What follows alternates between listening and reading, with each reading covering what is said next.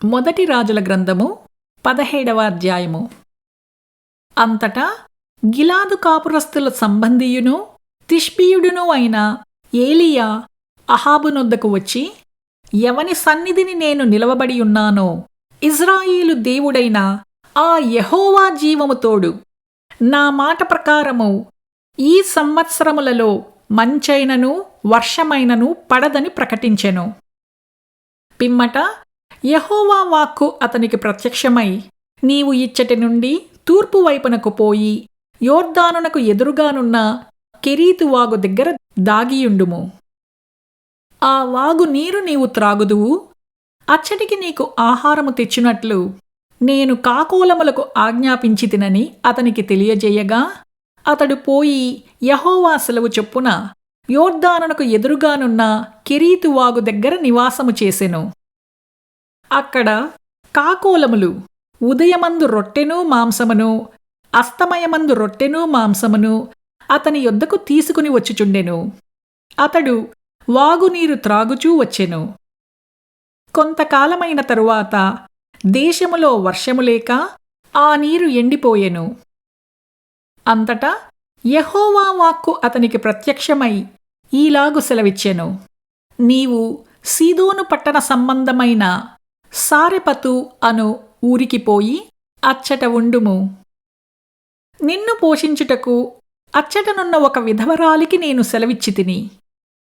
అందుకతడు లేచి సారేపతునకు పోయి పట్టణపు గవిని యొద్దకు రాగా, ఒక విధవరాలు అచ్చట కట్టెలు ఏరుచుండుట చూచి ఆమెను పిలిచి, త్రాగుటకై పాత్రతో కొంచెము నీళ్లు నాకు తీసుకుని రమ్మని వేడుకొనెను. ఆమె నీళ్లు తేబోవుచుండగా అతడామెను మరలా పిలిచి, నాకొక రొట్టె ముక్కను నీ చేతిలో తీసుకుని రమ్మని చెప్పెను. అందుకామె, నీ దేవుడైన యెహోవా జీవము తోడు, తొట్టిలో పట్టెడు పిండియు బుడ్డిలో కొంచెము నూనెయు నా యొద్దనున్నవే కాని అప్పమొక్కటైనను లేదు. మేము చావకముందు నేను ఇంటికి పోయి వాటిని నాకును నా బిడ్డకును సిద్ధము చేసుకొనవలెనని కొన్ని పుల్లలు ఏరుటకై వచ్చితిననెను. అప్పుడు ఏలీయా ఆమెతో ఇట్లనెను, భయపడవద్దు, పోయి నీవు నేను చెప్పినట్లు చెయ్యుము. అయితే అందులో నాకొక చిన్న అప్పము మొదట చేసి నా యొద్దకు తీసుకుని రమ్ము. తరువాత నీకును నీ బిడ్డకును అప్పములు చేసుకునుము. భూమి మీద యెహోవా వర్షము కురిపించు వరకు ఆ తొట్టిలో ఉన్న పిండి తక్కువ కాదు, బుడ్డిలో నూనె అయిపోదని ఇశ్రాయేలీయుల దేవుడైన యెహోవా సెలవిచ్చుచున్నాడు అనెను.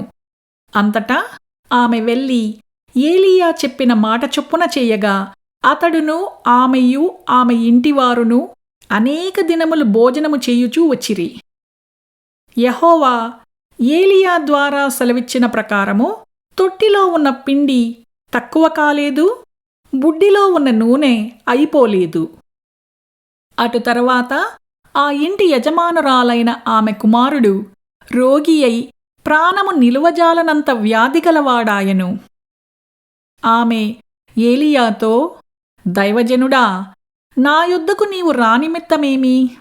నా పాపమును నాకు జ్ఞాపకము చేసి నా కుమారుని చంపుటకై నా యొద్దకు వచ్చితివా అని మనవి చేయగా, అతడు నీ బిడ్డను నా చేతికిమ్మని చెప్పి ఆమె కౌగిటిలో నుండి వానిని తీసుకొని తానున్న పై అంతస్తు గదిలోనికి పోయి తన మంచము మీద వాని పరుండబెట్టి, యెహోవా నా దేవా, నన్ను చేర్చుకునిన ఈ విధవరాలి కుమారుని చంపునంతగా ఆమె మీదికి కీడు రాజేసితివా అని యెహోవాకు మొరపెట్టి ఆ చిన్నవాని మీద ముమ్మారు తాను పారజాచుకొని, యెహోవా నా దేవా, నా మొర ఆలకించి ఈ చిన్నవానికి ప్రాణము మరలా రానిమ్మని యెహోవాకు ప్రార్థింపగా, యెహోవా ఏలీయా చేసిన ప్రార్థన ఆలకించి ఆ చిన్నవానికి ప్రాణము మరలా రానిచ్చినప్పుడు వాడు బ్రతికెను. ఏలీయా ఆ చిన్నవాని తీసుకొని గదిలో నుండి దిగి ఇంట ప్రవేశించి వాని తల్లికి అప్పగించి, ఇదిగో నీ కుమారుడు, వాడు బ్రతుకుచున్నాడని చెప్పగా, ఆ స్త్రీ ఏలీయాతో, నీవు దైవజనుడవై ఉన్నావనియు నీవు పలుకుచున్న యెహోవా మాట నిజమనియు ఇందుచేత నేనెరుగుదుననెను.